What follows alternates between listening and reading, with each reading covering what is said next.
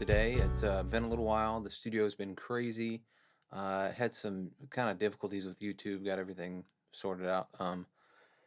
So we're up, back and running, and I am here today to talk about Alien Audio basses. I actually heard Gary Lunn, who is one of Nashville's finest session bass players, playing one, and I didn't know what the bass was. I didn't recognize it at first when I saw it. I was like, man, this thing sounds great.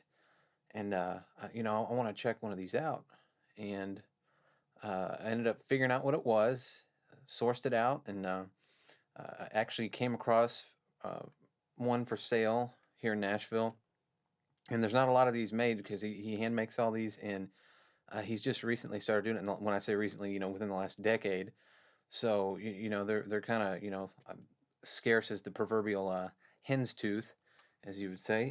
So I was really lucky to find one, and it really is an awesome bass. And I just wanted to talk about it a little bit today. It has some really unique features. I'm not sure if the camera can get it completely in the shot at the angle I'm having to sit at, so I'll kind of just move it around and like that. And we'll talk about some of the features.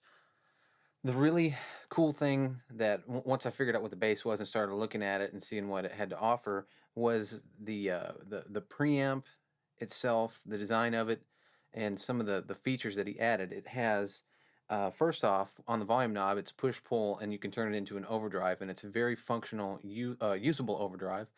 Um, and then the tone control has a push pull that will send it into what he calls a hi-fi mode, which extends the low frequencies and the high frequencies, and gives you just about an infinite frequency spectrum.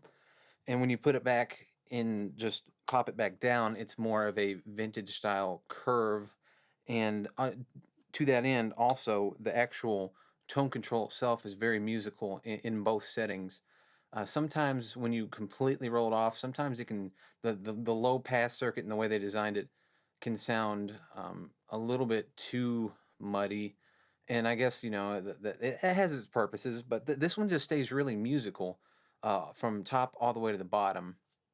So I figured what we do today, since this thing's really making a name for itself in the studio and being a studio bass, which it's perfectly fine live too, but you always hear people say, like, with me and my Sadowski, that's always going to be one of my studio basses because it just records so well with just about nothing added to the circuit. So I wanted to test it out in that kind of setting, and really, we're going to run a track. I don't have a chart for it, but I kind of know the song, so if there's a few flubs or whatever, don't mind me because I'm not reading anything, but I'm just running down on my pedal board through my Con Audio Tube DI, and no compression, nothing like that. I am using the onboard EQ a little bit. I'm just adding a little bit of bottom. Mids and trebles are flat. I'm running it in hi-fi mode and wide open, just so you can kind of hear the full spectrum of this. And then after we play through this tune real quick, we'll just kind of I'll go through each little function and you can hear it individually.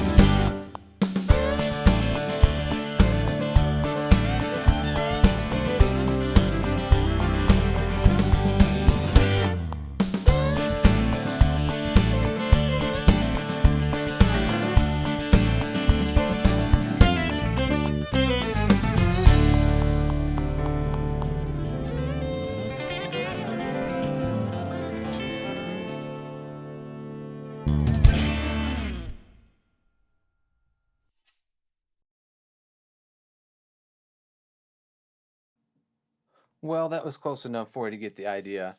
As you can see, I mean, everything just sits in the track really well. It's got a really. I'm sorry about that, guys. My disc ran out of space. I'm sure you probably saw it kept popping up on the screen, and then it finally decided to die. So we just got to the end of the song, and we were talking about how it was recording. It has a really tight bottom. The mids really cut through, but it's again, it's tight's an overused word for bass tones, especially on the lower notes. But it just has that sound. There's a lot of punch there, but sometimes when you have punch, it'll sacrifice mid range and vice versa with the bigness of it as well. Sometimes there's trade offs, but this just has a really uh, tight, punchy sound that still has the natural mid ranges that cut through a mix where I'm not adding any mids. I'm not. That was no compression right there. Just a little bit of bottom here on this Mo West design preamp, and it just really did the trick. And it feels good. The neck on it's a little bit bigger than I'm used to, but it's kind of similar to some Lakelands I've owned, which is still comfortable to me. It's just taking a little bit to get it used to, but it still plays great, and it's set up great. The action's great on it. Uh, it's a fairly light bass. I think it's like low nines, low to mid nines, which it's not chambered or anything, so that's pretty good. Um, it's Nordstrand P pickup, and then a big split jazz on the back. Hip shot bridge, hip shot USA tuners. It's been plecked. He plecks his basses, so it's got a lot of good stuff. But again, I'm a firm believer in not just because one piece of maple is not the same as another piece of maple. Wood choice is critical. Where you source your wood, where you get it, um, knowing what to look for. That's a huge key pivotal thing. And these tone woods are great. It's a rosewood board, maple neck, and this one's actually a mahogany body.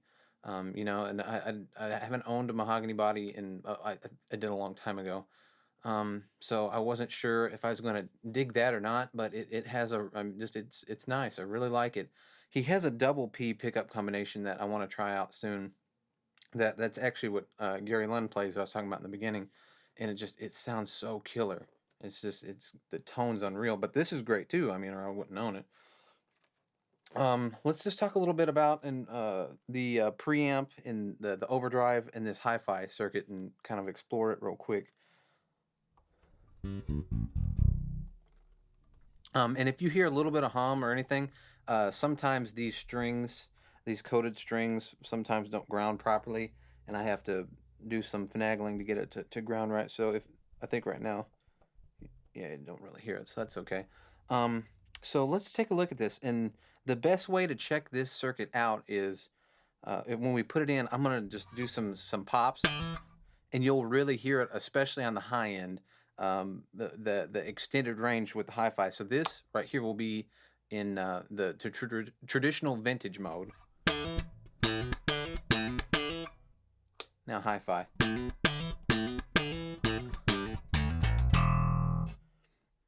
You can hear that extended top end frequency come into play there. And with the vintage and hi-fi for the lows, you can really hear it in the B string. That's the vintage.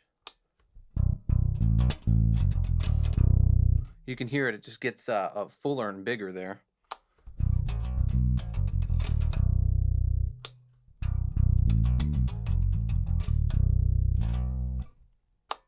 So really cool, ingenious design to add that into the tone control. And now for the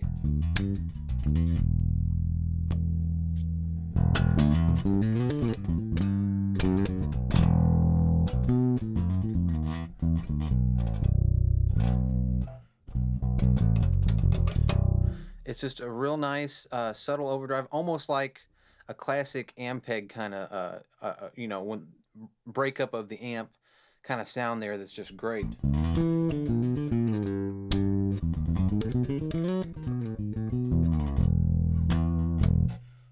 So again, another very ingenious musical thing built right in. You're not going to have to jump for and you know, an overdrive pedal or anything like that. It's built right in. I mean, it's just what a ingenious idea. The preamp, it's great. It's great. The Mo West. I mean, Mo West really knows or knew the late Mo West really knew how to design a circuit, and this just works for bass really well. The top end is very sweet. It's not brittle. If you let's see,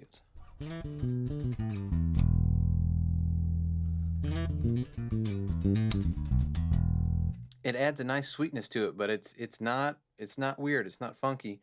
It's not you know, it's not chopping your head off. The mids,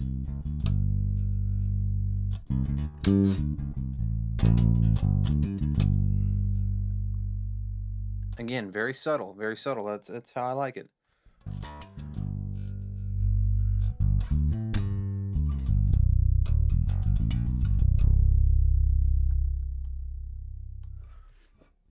So this bass, I can't recommend it enough because he's building, you know, just world class instruments with top notch components, excellent woods, you know, plecking the fingerboards. The tone and playability is top notch, and he's doing it for very reasonable prices for you know, what you can expect for what, you know, when you think American handmade guitars. Price tags get high really quick. If you go and check it out, he doesn't have set prices. Everything's custom order, which that too can, you know, you'd be like, oh, if it's, I mean, everything's custom to order. This has got to be crazy expensive. Well, it's not as expensive as you would think. So I highly recommend that you check out his website for more details. I'll try to include everything in the link below, including a few video links to Gary Lund playing one, and it's I love it. I get so excited about, you know, awesome products, you know, with anything in music, but especially, you know, being a bass player. I really get excited about stuff that's just it's just great to see guys like that want to make a product perfect for every bass player that from someone who's had his. I don't think I've mentioned that.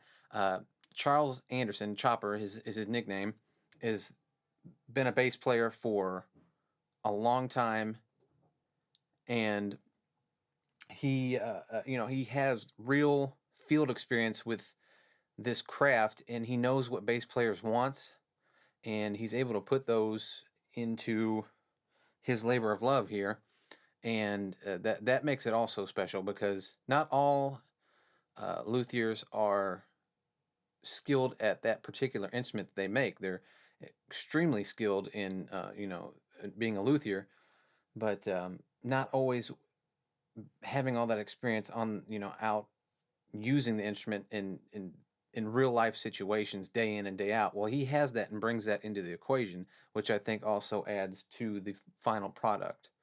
So again, guys, I'll leave links below. I'll try to find some videos and more information for you below if you want to check them out. So until next time, guys, keep it grooving.